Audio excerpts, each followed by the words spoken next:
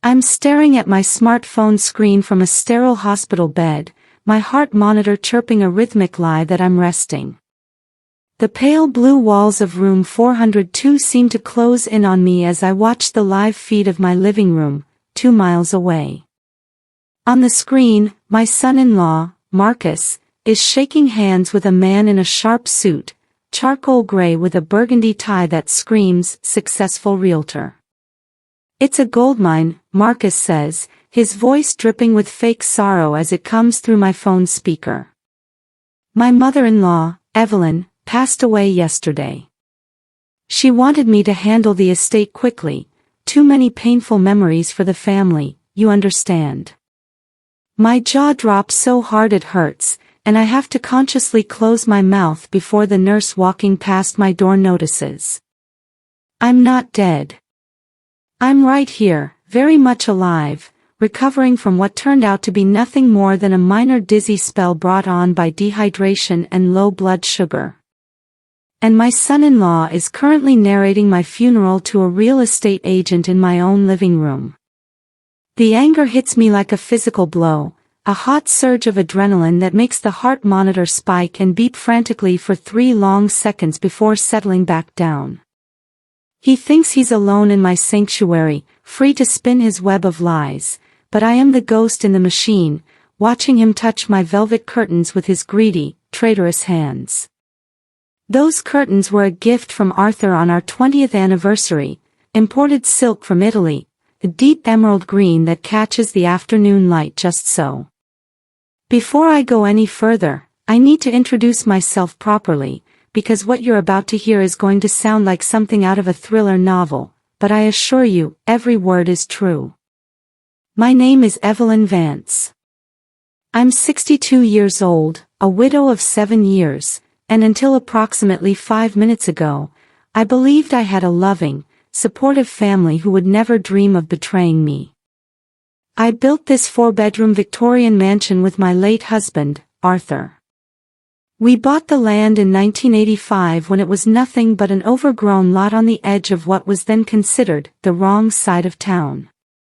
Every floorboard, every beam, every inch of crown molding was paid for with 40 years of hard work, Arthur as a civil engineer and me as a high school mathematics teacher.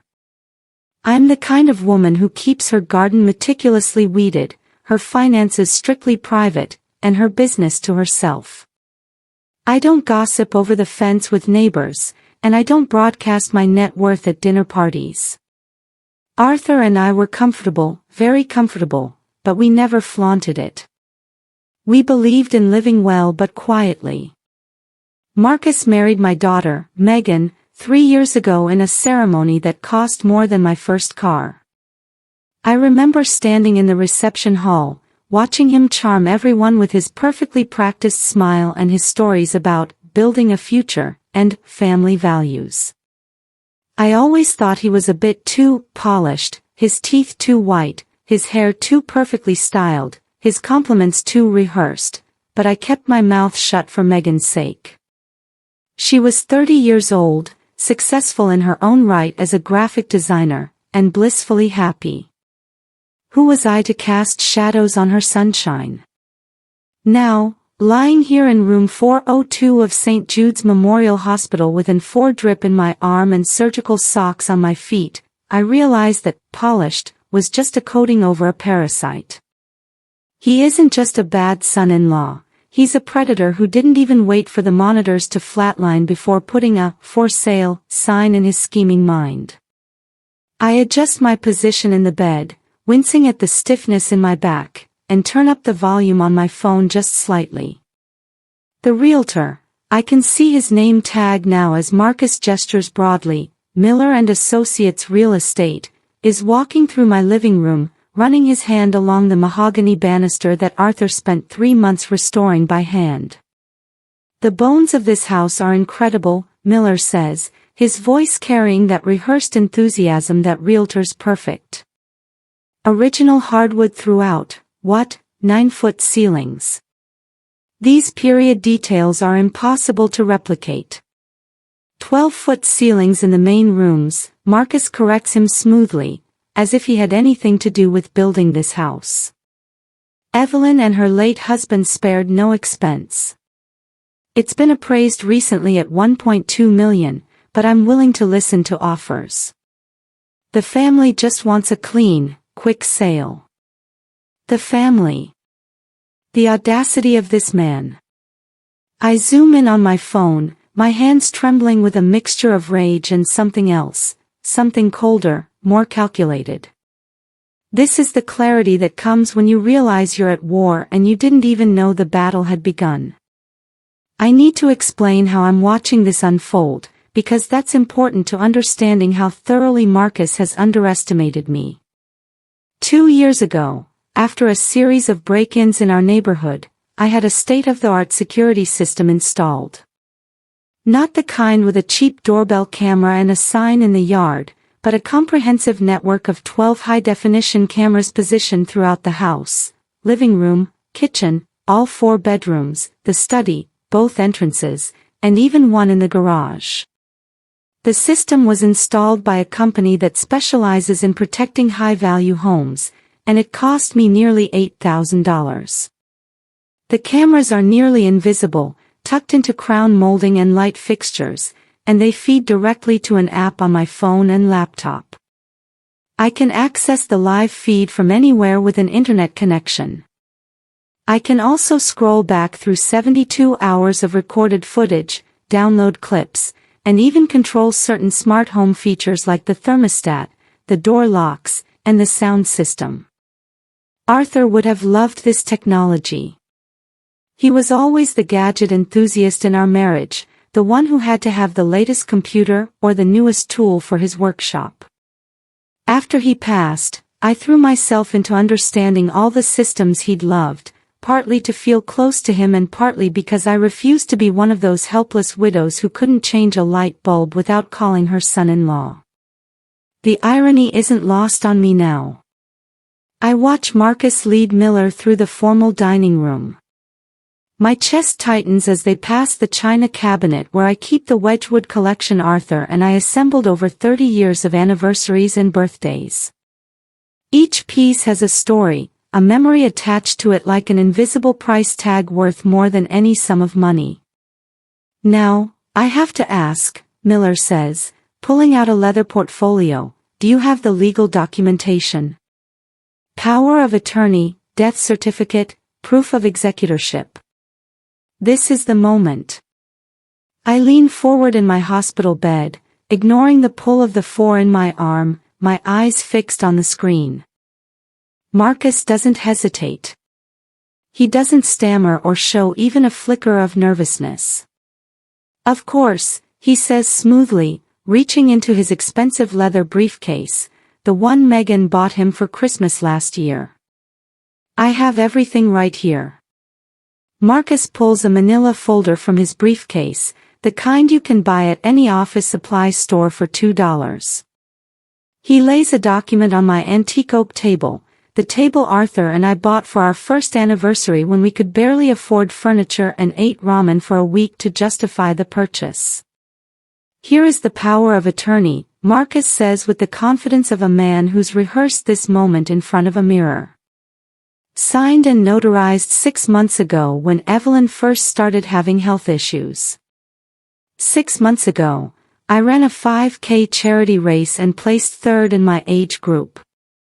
I zoom in on my phone, my reading glasses perched on my nose, and examine the document. The signature at the bottom is a masterpiece of forgery.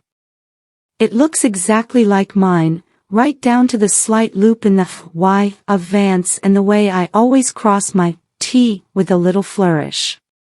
My stomach churns, and for a moment, I think I might actually be sick into the plastic basin on my bedside table.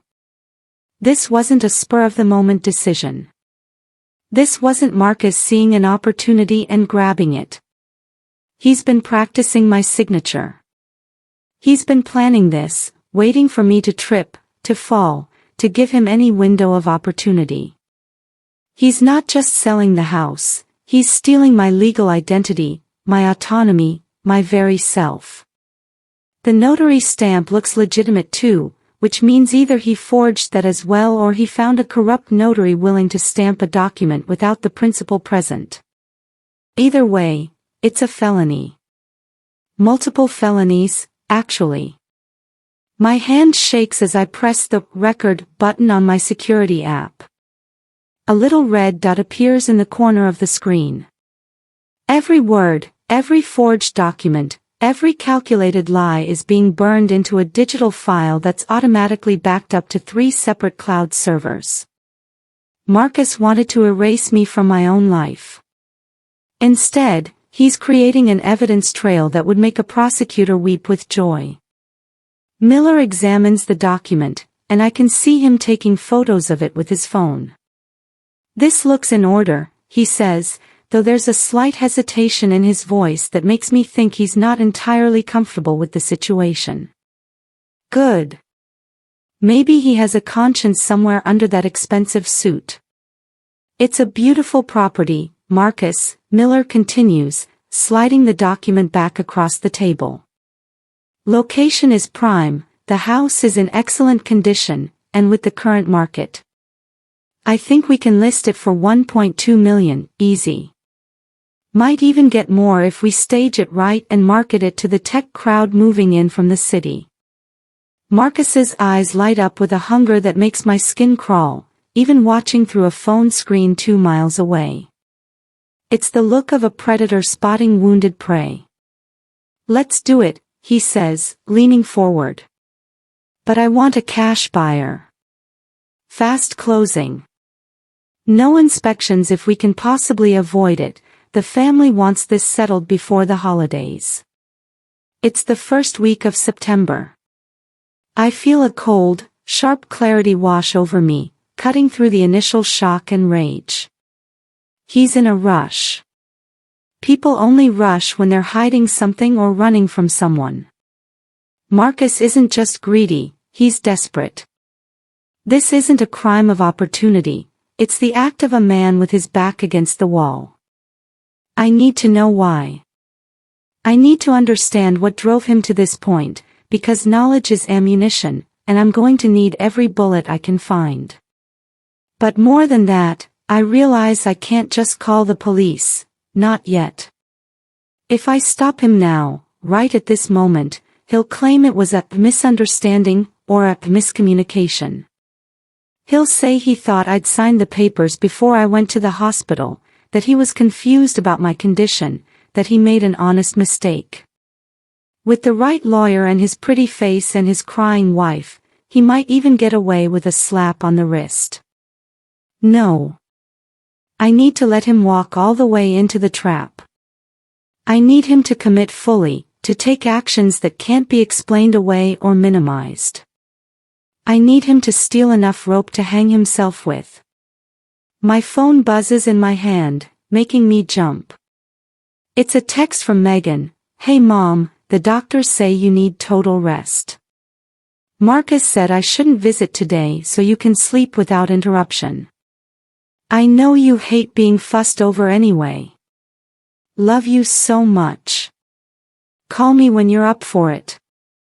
I feel a pang of grief for my daughter that's somehow worse than the anger at Marcus. He's not just betraying me, he's manipulating her, using her love and concern as a tool to isolate me. He's told her to stay away, probably spinning some story about doctor's orders and recovery protocols, when the truth is he needs her out of the way so she doesn't discover what he's doing. Megan is a smart woman, but she's in love, and love makes you blind to the cracks in the facade. I've been there. I know what it's like to want so badly to believe in someone that you ignore the small warning signs, the little inconsistencies that your brain registers but your heart dismisses. I reply with a simple, "Okay, honey. Feeling sleepy.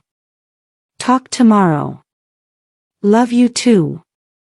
It's the hardest thing I've ever written, harder than Arthur's eulogy, harder than the emails I had to send to his family after he passed. Every fiber of my being wants to scream to her that her husband is a monster, that she needs to get away from him, that her mother is alive and watching him destroy everything we've built. But I can't. If I tell her now, she'll confront him, and he'll vanish into the night with whatever he's already stolen.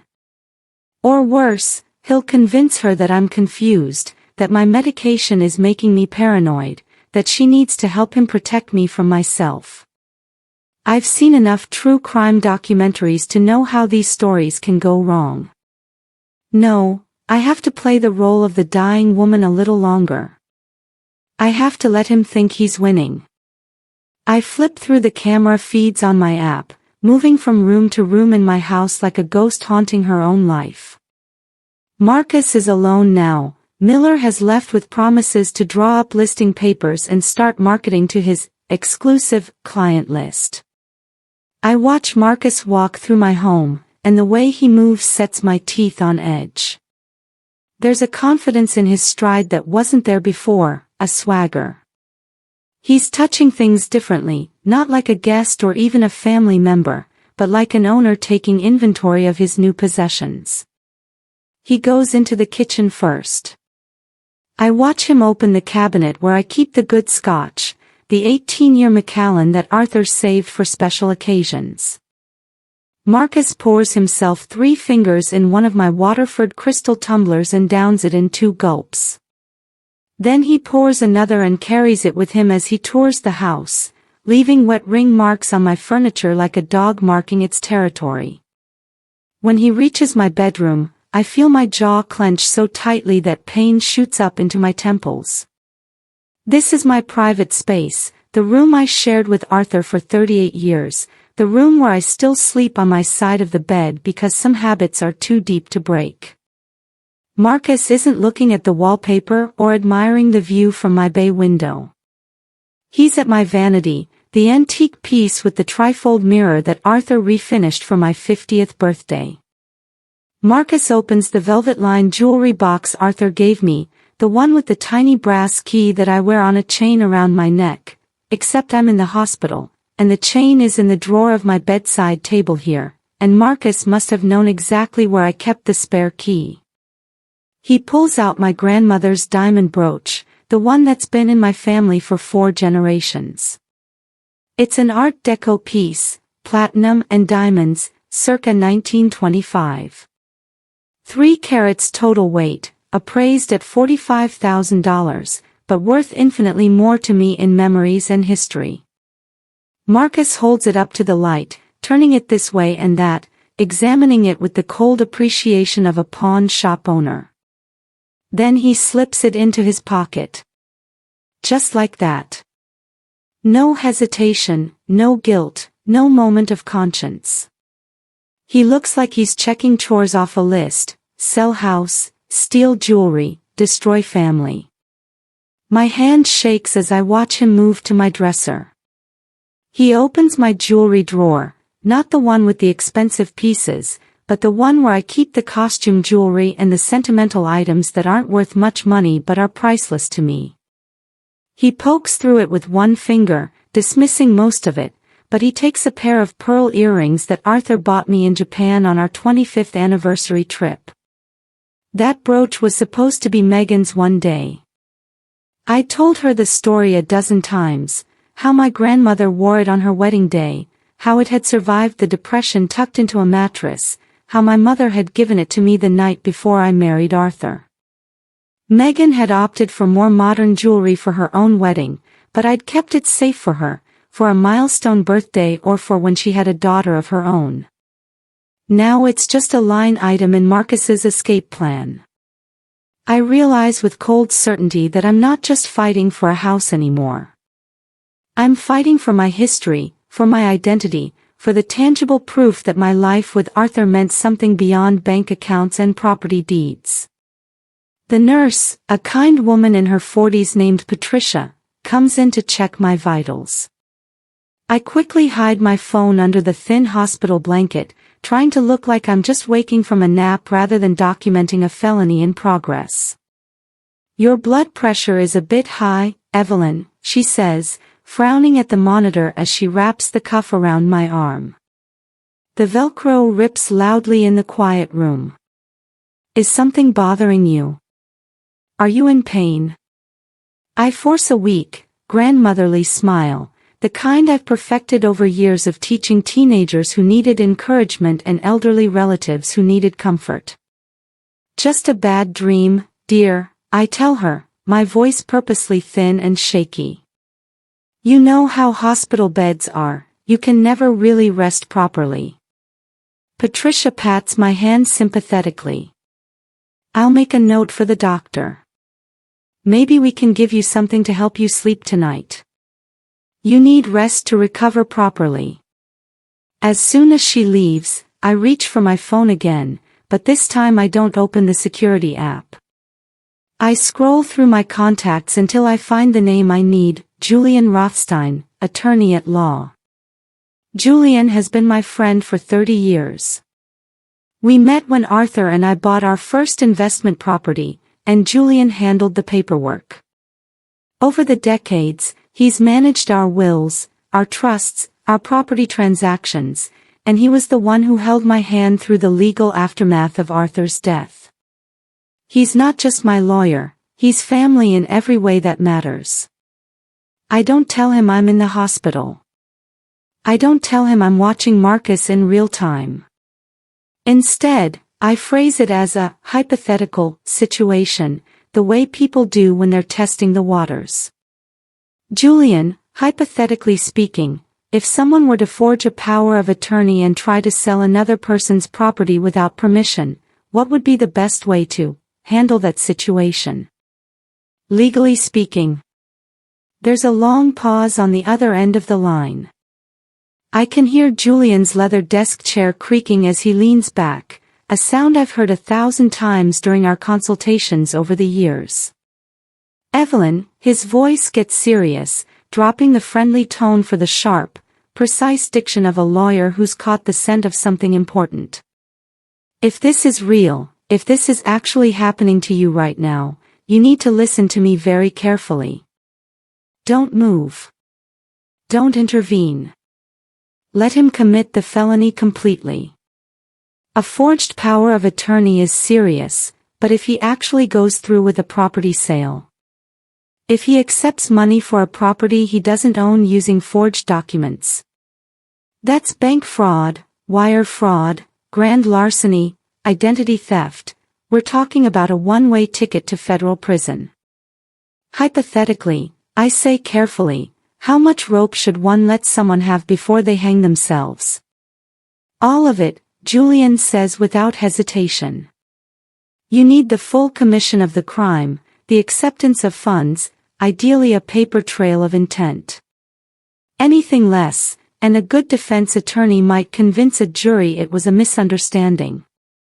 But if you have evidence of planning, execution, and profit, that's airtight.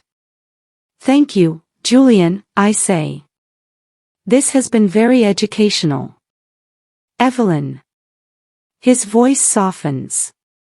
Whatever you're dealing with, please be careful. And call me when you're ready to tell me what's really going on. After I hang up, I sit in the dim hospital room, the afternoon light slanting through the window blinds, and I make a decision. I'm going to do exactly what Julian suggested. I'm going to give Marcus enough rope to hang himself, and I'm going to watch every moment of it. The next morning, Friday, I convince the doctor I'm feeling 100% better. It's not entirely a lie, the dizziness has passed, my blood sugar is back to normal, and the 4 fluids have done their job. Dr. Patel, a serious man in his 50s who has the tired eyes of someone who works too many overnight shifts, examines me thoroughly. Your vitals look good, Mrs. Vance, he says, checking his tablet. But I'd like you to take it easy for the next few days. No strenuous activity, plenty of fluids, and follow up with your regular physician next week. Of course, doctor, I say, giving him my best, compliant elderly patient smile. My son-in-law is coming to pick me up and take me home. I'll be well looked after. The lie comes easily. In my teaching career, I learned that sometimes small deceptions in service of a greater truth are necessary, like telling a student you just happened to have an extra lunch that day when you knew their family was struggling. Instead of calling Marcus, I use my phone to arrange for a private car service. The driver, a taciturn man in his 60s, doesn't ask questions when I give him an address 3 blocks away from my house. I pay in cash, a habit Arthur taught me years ago. Always have cash, Evie. You never know when you'll need to disappear. I check into a small, unassuming hotel called the Riverside Inn. It's the kind of place that caters to traveling salespeople and insurance adjusters, clean but generic, with beige walls and floral bedspreads that have seen better days. The desk clerk barely looks at me as I pay for 3 nights in advance, cash again, using my maiden name. The room smells faintly of industrial cleaner and old air conditioning. I don't care. I set up my laptop on the scratched desk, prop my phone up on the nightstand, and open my security app. I can see every angle of my house across multiple screens, and I sit there wearing the wide-brimmed hat and oversized sunglasses I bought from the hotel gift shop, feeling like a spy in my own neighborhood. I don't have to wait long. At 2:17 p.m., Marcus pulls up in his Lexus, the one that Megan's salary probably pays for, since I know for a fact that Marcus's consulting business has been mysteriously short on actual clients for the past year. He's whistling as he gets out of the car, and I can hear it faintly through the outdoor camera's microphone. He opens his trunk and pulls out a "for sale" sign, already professionally made with Miller & Associates logo and a large "coming soon" banner across the top. He carries it to my front lawn, right next to the rose garden that Arthur planted the year before he died, and he hammers it into the ground with a mallet. He doesn't look around. He doesn't check to see if neighbors are watching. He's so arrogant, so confident that I'm either dead or too weak to stop him, that he doesn't even consider the possibility that someone might question what he's doing. I watch him. I record everything. And I start making plans. That afternoon, I dive into research. People think that being 62 means being technologically helpless, but I taught high school mathematics for 35 years, and I learned early on that if you want to stay relevant to teenagers, you have to learn their language. I'm not a hacker, but I know my way around a computer, and I know how to find information. I log into the joint credit card account I kept with Megan, one of those, just in case, emergency accounts that we set up when she was in college and never closed. I haven't used it in at least 5 years, but I'm still listed as a joint account holder, which means I can see all the activity. What I find makes my blood run cold.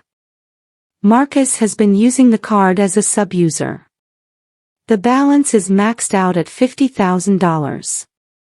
The charges read like a documentary on self-destruction, high-stakes poker games at casinos 3 hours away, luxury hotel stays in cities where Megan thought he was on business trips, bottle service at clubs, and dozens of transactions at what a quick Google search tells me are online gambling sites. He wasn't just broke. He was drowning, going under for the 3rd time, and my house was his life raft.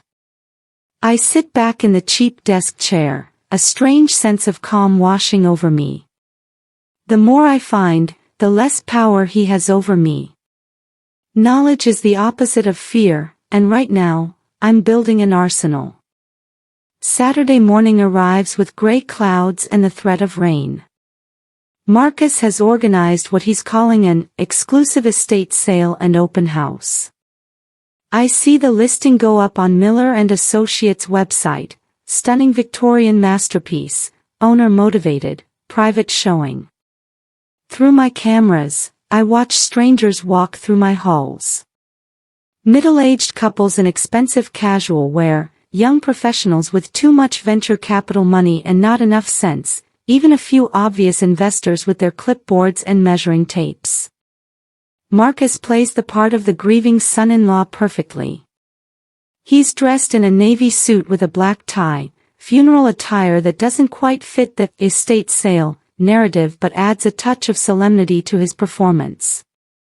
He's shaking hands, offering condolences to people who ask about me, telling a carefully rehearsed story about how Evelyn would have wanted the house to go to someone who would appreciate it.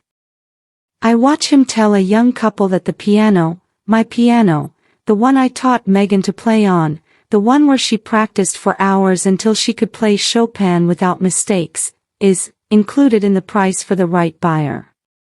That piano isn't for sale. It was never for sale. It's not his to give away. He's standing in my kitchen, demonstrating the professional-grade appliances that Arthur and I saved for 2 years to buy, when I decide it's time to start the haunting. I open my smart home app.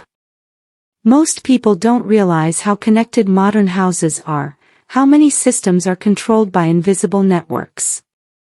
My house is fully integrated: thermostat, locks, sound system, even the automatic window shades.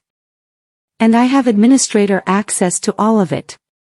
Marcus is in the middle of showing off the granite countertops, Italian marble, imported at great expense, when I navigate to the thermostat settings.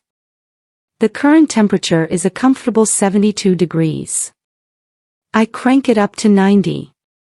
The effect isn't immediate, but within 5 minutes, I see the first guest fanning herself with her brochure. Within 10 minutes, Marcus is wiping sweat from his brow, his expensive suit jacket suddenly looking like a mistake. The kitchen, with all those bodies crowded in, becomes uncomfortably warm. Marcus excuses himself and walks to the control panel in the hallway. I watch him tap the screen, his confidence fading as the display refuses to respond to his commands. I've locked it with a secondary admin password that he doesn't have access to. The screen cycles through its menu, eventually settling on the default display, a photo of me and Arthur smiling at our 40th anniversary party, his arm around my shoulders, both of us laughing at something our granddaughter had just said. Marcus stares at that photo for a long moment. Even through the camera, I can see his face turn a sickly shade of pale. He taps the screen frantically, but it won't budge from that image, my alive, smiling, very much not dead image. Just a glitch, he mutters to the crowd, forcing a laugh that sounds hollow even through my phone speaker. Old houses, you know. Temperamental systems. I'll open some windows. But I'm one step ahead of him. I've set the automatic window locks to engaged. He tries 3 different windows before giving up, claiming they're painted shut and promising to have them looked at. The guests leave earlier than planned, citing the heat and promising to think about it. In that way that means they won't be back. That evening, after the last potential buyer has fled the sweltering house, Marcus stays behind. He tells Miller he needs to secure the property and clean up, but I can see what he's really doing. He's raiding my wine cellar. He carries up 3 bottles of Arthur's carefully curated collection, a 1995 Bordeaux that we were saving for Megan's wedding, a port that was a gift from Arthur's father, and a bottle of champagne from the year we bought the house. Marcus doesn't even read the labels. He just grabs bottles that look expensive. He sits in the dark living room, my living room, with one of the bottles open beside him. He's slumped in Arthur's favorite armchair, the leather one that's molded to the shape of a body that's been gone for 7 years. He looks triumphant, a king in his castle, counting his plunder. I go to my Sonos app, the one that controls the sound system Arthur installed throughout the house. In the favorites list, I find what I'm looking for, a digital recording I made years ago of Arthur playing the piano. It was a Sunday afternoon, late light streaming through the windows, and I'd recorded him without him knowing, capturing the way he played Beethoven's Moonlight Sonata, with those little improvisations he always added. I select the file. I set the volume to 10%, just loud enough to hear, just quiet enough to question whether you're really hearing it. And I hit play in the parlor, the room with the piano. Through the camera, I watch Marcus freeze. His hand, reaching for the wine bottle, stops mid-motion. His head snaps toward the empty parlor, his whole body going rigid with the kind of fear that comes from hearing something impossible. The piano music drifts through the house, soft and melancholic, and I see Marcus's chest heaving as he breathes faster. He sets down his glass with a hand that's noticeably shaking. He walks slowly toward the parlor doorway, each step cautious, his hand trembling as it reaches for the light switch. The instant he crosses the threshold into the parlor, I cut the music. The silence that follows is absolute, heavy with his fear and confusion. Marcus stands there in the doorway, the light now on, staring at the piano as if it might start playing by itself. I can see him mouthing something, maybe a prayer, maybe a curse. He stays there for a full minute, and I watch the exact moment when he decides to convince himself it was nothing. His shoulders drop. He shakes his head like he's clearing away cobwebs. He backs out of the room, leaves the light on, and returns to Arthur's chair. But he doesn't sit down. Instead, he grabs the remaining wine bottles and his briefcase and leaves my house, locking the door behind him with hands that are still shaking. I lean back in my hotel room chair and allow myself a small, cold smile. Let him feel afraid. Let him feel a fraction of what he's put me through.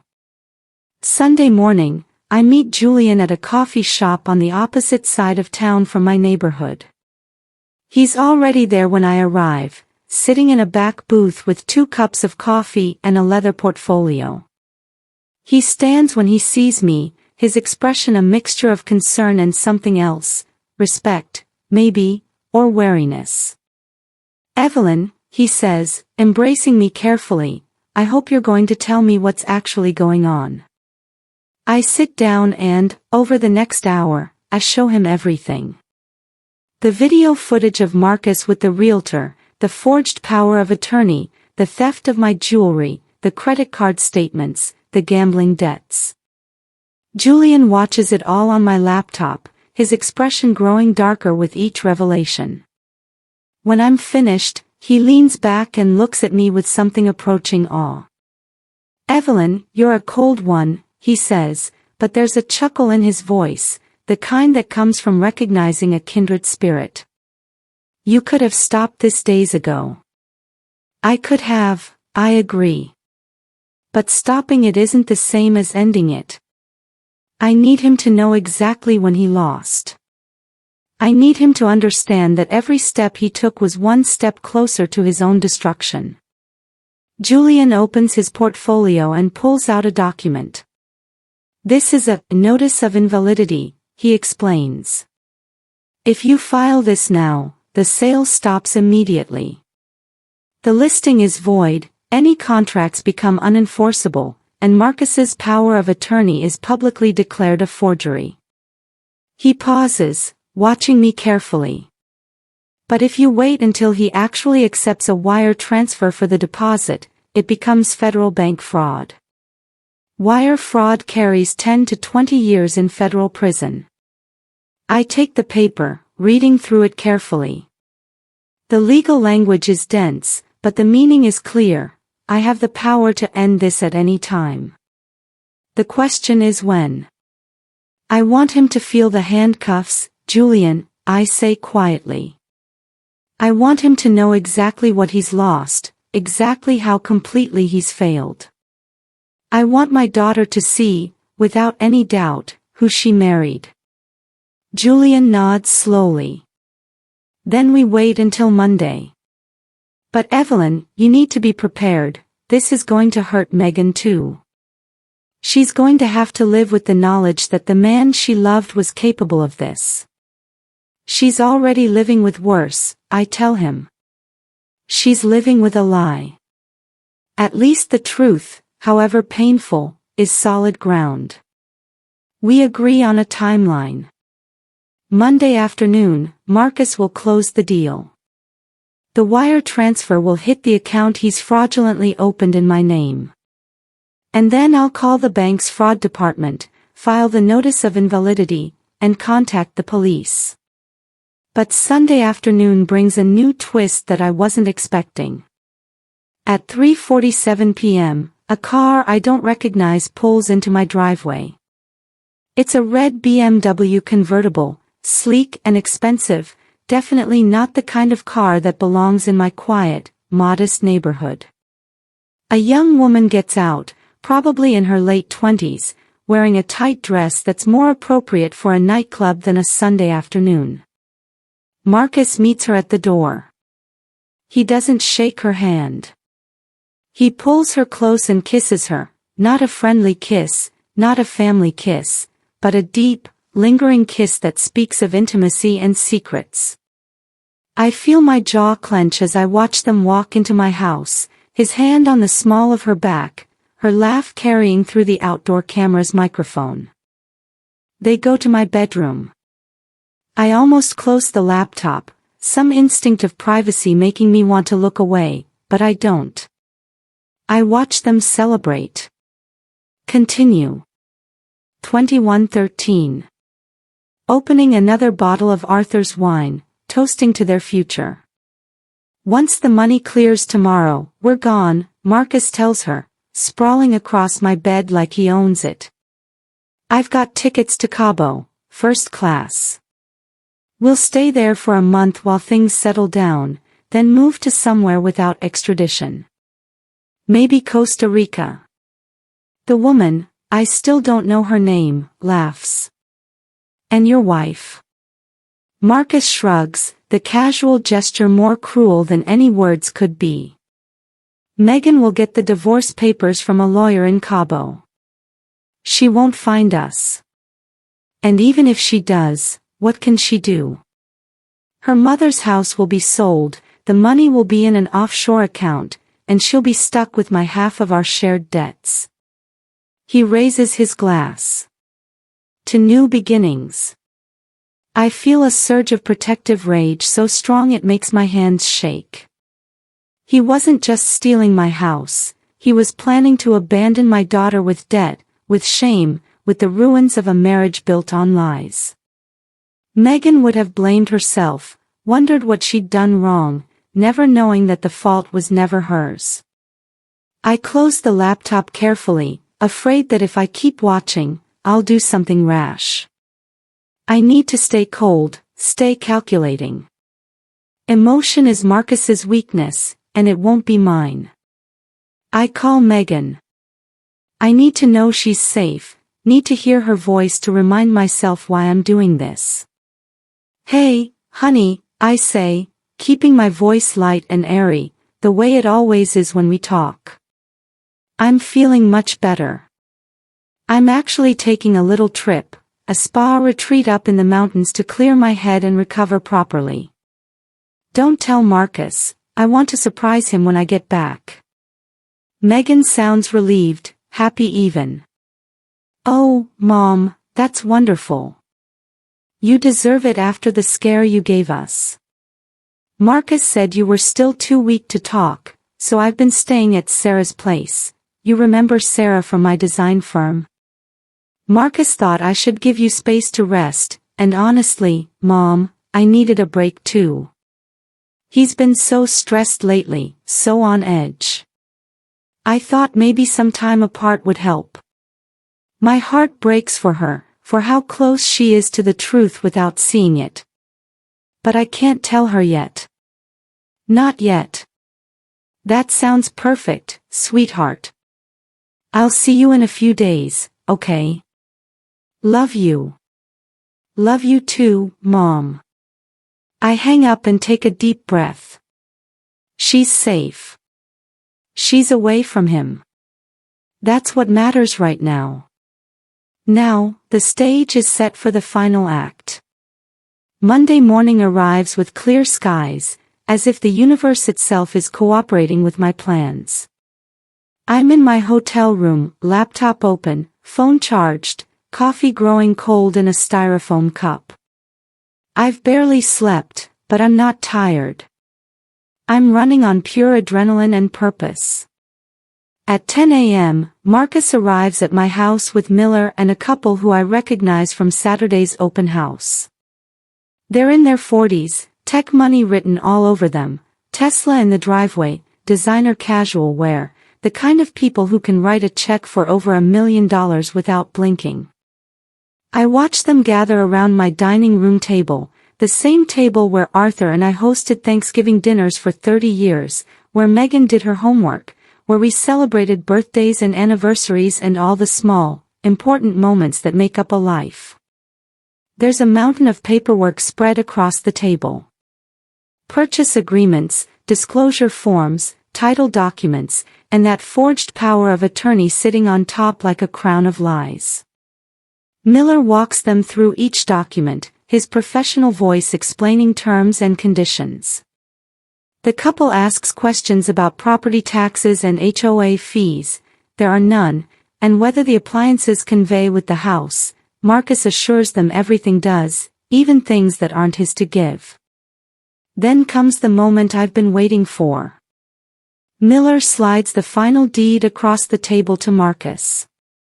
If you'll sign here, Mr. Thorne, as executor of the estate and holder of power of attorney. I watch Marcus pick up the pen. It's a nice pen, I notice absurdly, one of those expensive fountain pens that cost more than a car payment. His hand hovers over the signature line for just a moment, and I wonder if he's having second thoughts, if some tiny spark of conscience is making him hesitate. But no. He signs. His signature is smooth, confident, practiced. He smiles as he does it, that same polished smile I've seen him use at family dinners and holiday gatherings. He shakes the couple's hands, accepts their congratulations on handling such a difficult situation with grace. If he signs, he's committed a crime that carries 10 to 20 years in federal prison. This is the moment where theory becomes reality, where plans become actions that can never be taken back. Miller checks his watch. The wire transfer should hit the escrow account by noon, he says. Once it clears, we'll record the deed and you can have the keys. Marcus nods, barely containing his excitement. I can see it in the way he keeps glancing at his phone, in the tension of his shoulders. He's minutes away from what he thinks is freedom. I wait. I watch my bank alerts, refreshing the screen every few minutes. Because Marcus forged the power of attorney, he linked the sale to a new account he opened in my name at a bank I've never used. But what he didn't realize, what he couldn't have known, is that my social security number is flagged for any new account activity, a security measure I implemented years ago after a friend had her identity stolen. I got the notification 3 days ago, new account opened in your name at Pacific Trust Bank. I didn't close it. I just watched it, waiting for this moment.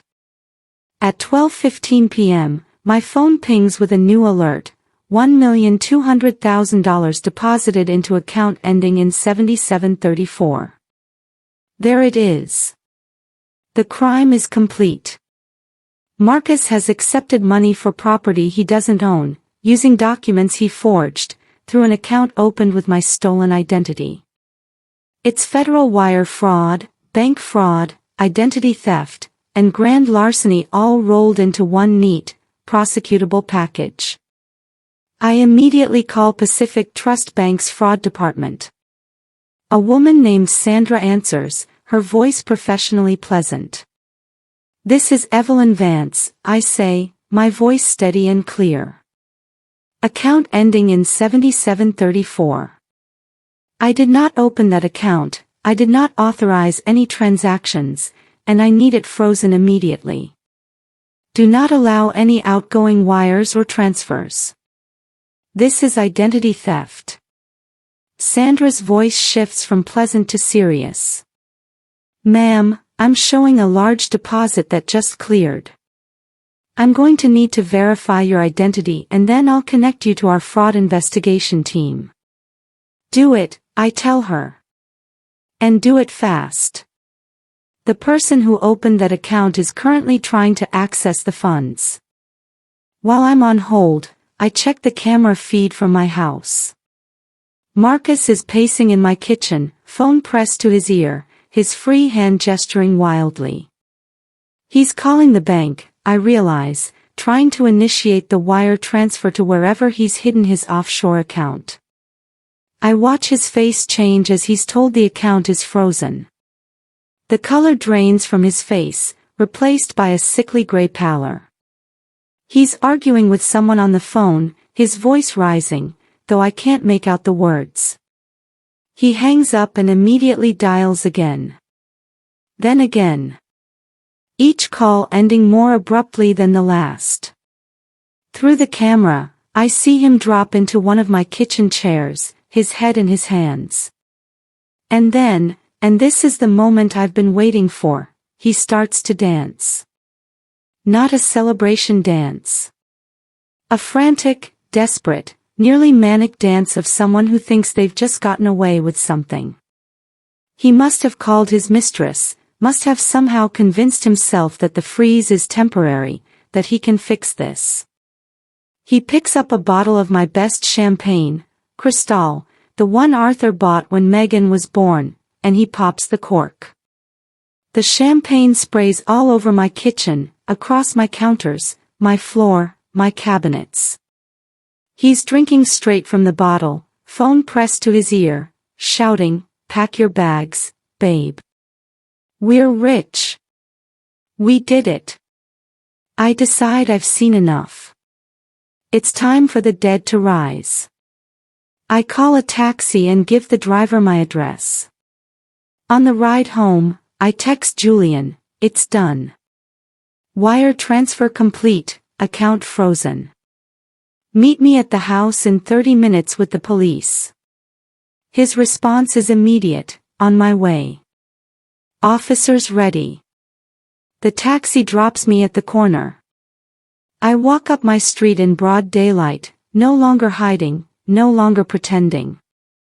I'm wearing the clothes I was admitted to the hospital in, jeans, a comfortable blouse, sneakers. My hair is pulled back in a simple ponytail.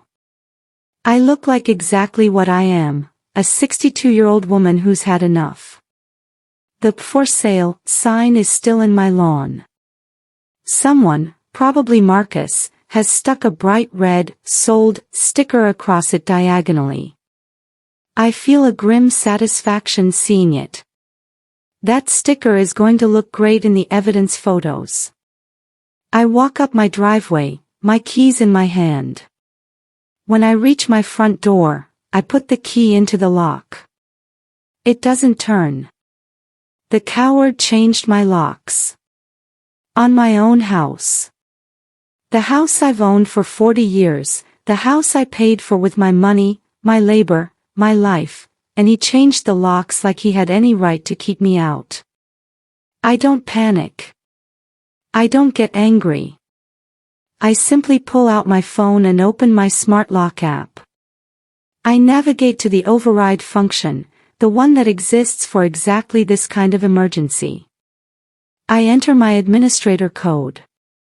The deadbolt slides back with a heavy, satisfying clack that I can hear from outside. It's the sound of my house recognizing its true owner, rejecting the usurper who tried to claim it. I push the door open. The house smells wrong, like cheap champagne and Marcus's cologne and the particular scent of lies and betrayal. I hear him in the kitchen, his voice loud and celebratory, and I walk toward it with steady, purposeful steps. "Who's there?" he calls out, his voice sharp with nerves. I hear him set something down, probably the champagne bottle. I step into the kitchen doorway. Marcus is standing by the island, glass in hand, his shirt unbuttoned at the collar, his tie loosened. He looks like he's been drinking for hours, even though it's barely past noon. When he sees me, the glass slips from his hand. It hits the floor and shatters, sending shards of crystal and drops of champagne across my tile. His face goes through a series of transformations: confusion, shock, recognition, fear, and finally, a sickly pale color that makes him look like he might actually faint. "Evelyn," he stammers, taking a step back. You're supposed to be in the hospital. You're supposed to be dead." I finish for him, my voice cool and steady, each word precise as a surgeon's cut. "I'm sorry to disappoint you, Marcus. I decided to check out early.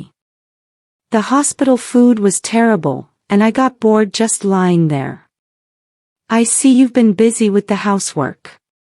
I gesture to the champagne dripping down my cabinets, the broken glass on the floor, the empty wine bottles on my counter. Marcus tries to recover. I can see him scrambling internally, reaching for that polished persona, that charming mask he's worn so well for 3 years. He straightens up, pastes on a smile that doesn't reach his eyes. "Evelyn. This is wonderful. You're alive." I was just preparing the house for your return. I wanted to sell some of the old furniture to pay for your medical bills. The hospital expenses, you know how they can be. I was going to tell you, I just wanted to wait until you were strong enough to handle the details.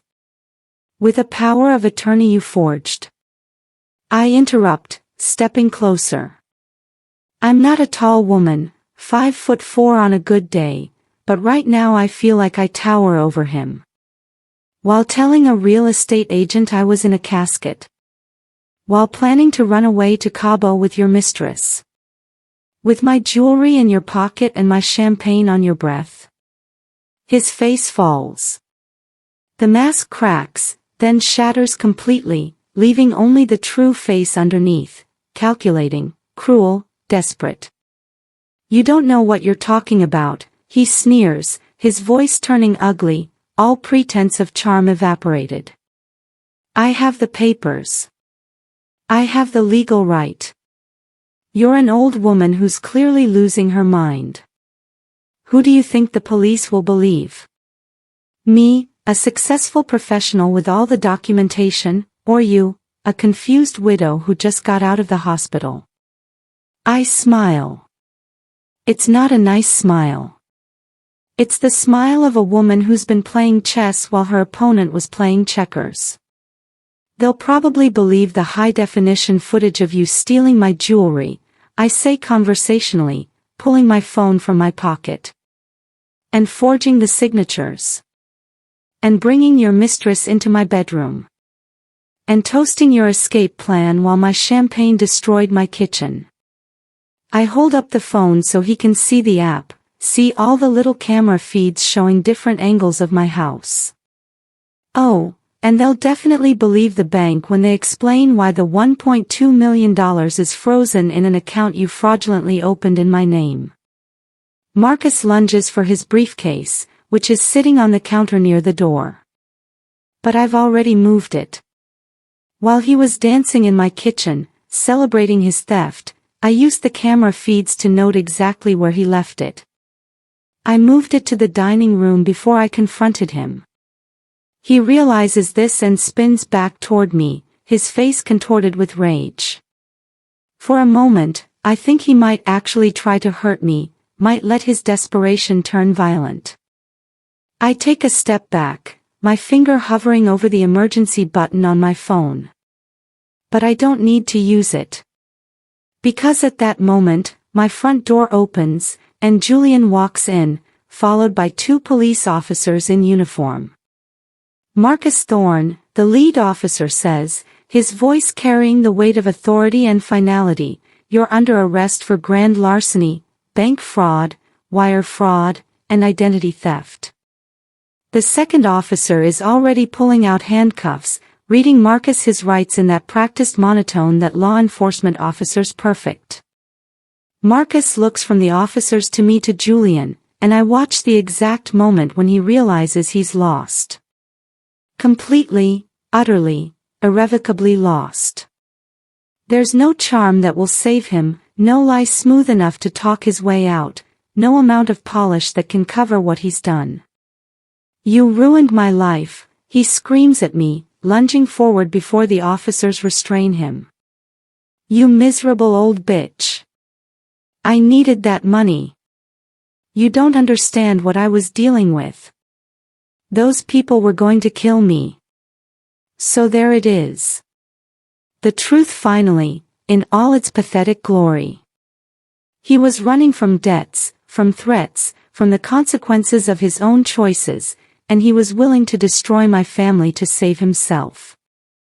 No, Marcus," I say softly, watching as they cuff his hands behind his back. "You sold your own life, piece by piece, at poker tables and with mistresses and on luxuries you couldn't afford. I just kept the receipt." They lead him out through my front door, past the "sold" sign in my yard, past the neighbors who are starting to gather on their lawns, wondering what's happening at the Vance house. Marcus is still screaming, still trying to blame me, to make himself the victim of this story. I watch from my doorway as they put him in the back of the police cruiser, and I feel nothing. No satisfaction, no triumph, just a hollow kind of peace. This isn't how I wanted the story to go. But it's the ending he chose, word by word, action by action. The house is quiet again. Julian has left with promises to handle the legal paperwork, the notice of invalidity, the fraud reports, the victim impact statements I'll need to write. The police have taken their reports and their evidence bags full of Marcus's belongings. The real estate agent, Miller, arrived white-faced and apologetic, promising he had no idea the documents were forged, that he would immediately delist the property and write statements for the prosecution. I'm sitting in my kitchen, cleaning champagne off my cabinets with paper towels and simple dish soap, when Megan arrives. She bursts through the door. I had Julian call her, had him explain just enough to get her here, and she looks at me like I'm a ghost. "Mom?" Her voice breaks. "They said you were, they said Marcus tried to." "I don't understand." I set down my cleaning supplies and open my arms. She falls into them, and we stand there in my champagne-soaked kitchen, and she cries. She cries for the marriage she thought she had, for the man she thought she knew, for the trust that was betrayed and the future that was stolen. But they aren't just tears of sadness, I realize. They're tears of relief too. Some part of her knew, some instinct she'd been ignoring, trying to rationalize away. Now she doesn't have to ignore it anymore. When she can speak, I show her everything. Not to hurt her, but because she deserves the truth. I show her the gambling debts, the mistress, the plan to abandon her with his debt while he started a new life in a country without extradition. She watches it all on my laptop, her face pale but determined. When the footage of Marcus and his mistress toasting to their escape plays, she closes her eyes briefly, but she doesn't look away. She faces it, all of it. "How long have you known?" she asks finally. "Since Thursday," I tell her honestly. "Since the moment he told that real estate agent I was dead." "And you didn't tell me." It's not quite an accusation, more like a wondering observation. "I couldn't," I say. "If you'd confronted him, he would have run, and he might have gotten away with it. Or he would have convinced you I was confused, and you would have helped him finish what he started. I needed the evidence, needed to let him complete the crime. It was the only way to protect you." She's quiet for a long time, processing this. Then she says, "He would have left me with his debts. All those credit cards, those gambling losses, they're in both our names, aren't they?" I nod. It's one of the things I discovered in my research. Marcus had been clever about it, opening joint accounts, adding her as a co-signer, making her legally responsible for his destruction. We'll fix it, I tell her. Julian can help you file for fraud claims, get your name off those accounts. You're a victim here too, sweetheart. The law recognizes that. She looks around my kitchen, at the mess, the broken glass, the evidence of Marcus's celebration. I lived with him for 3 years, she says quietly. How did I not see it? Because he didn't want you to, I tell her. People like Marcus are experts at showing you only what they want you to see. That's not your fault. That's not your failure. That's his. We spend the evening cleaning together, not just the champagne but the whole house, like we're cleansing it of Marcus's presence. We work in comfortable silence mostly, occasionally sharing memories of Arthur, of better times, of a future that's uncertain but at least truthful. Around 9 p.m., as we're putting away the cleaning supplies, Megan says, I think I want to move back home for a while. If that's okay. I can't go back to the apartment, it smells like him, like lies. This is your home, I tell her. Always has been, always will be. That night, I sleep in my own bed for the first time in days. Through the window, I can hear Megan in her old room, the sounds of her unpacking, settling back into a space that's always been hers. The house feels different now, lighter, somehow, like a weight has been lifted from the foundation. I'm sitting on my porch, watching the late afternoon sun paint my garden golden. The roses Arthur planted have been cleaned up, replanted where Marcus trampled them. They're blooming again, deep reds and soft pinks, resilient as the man who planted them. Marcus is awaiting trial. With the evidence I provided, 47 hours of video footage, the forged documents, the bank records, witness statements from Miller and the buyers, and testimony from Julian, his public defender has been quietly suggesting he take a plea deal. 15 years in federal prison. The mistress vanished the second his accounts were frozen, probably finding some other mark to prey on. Megan is living with me, and slowly, carefully, she's rebuilding. She's filed for divorce, uncontested, given Marcus's circumstances, and she's in therapy, working through the betrayal and the self-blame. She's starting to date again, cautiously, and she makes me meet every potential suitor before the second date. I'm happy to play the protective mother, to be the gatekeeper she needs right now. She's also become as tech-savvy as I am, learning the security systems, the smart home features, the ways to protect herself. We're teaching each other things. She shows me new design software, I teach her about investment strategies and financial independence. We're becoming partners, not just mother and daughter. People in the neighborhood ask me how I'm doing, if I hate Marcus for what he did. I tell them I don't have time for hatred. Hatred is heavy, and I've learned to travel light.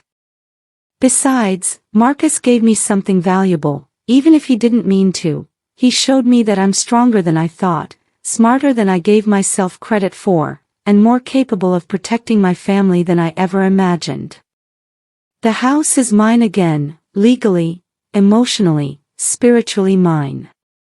The title has been cleared, the fraudulent documents voided, and my name alone sits on the deed.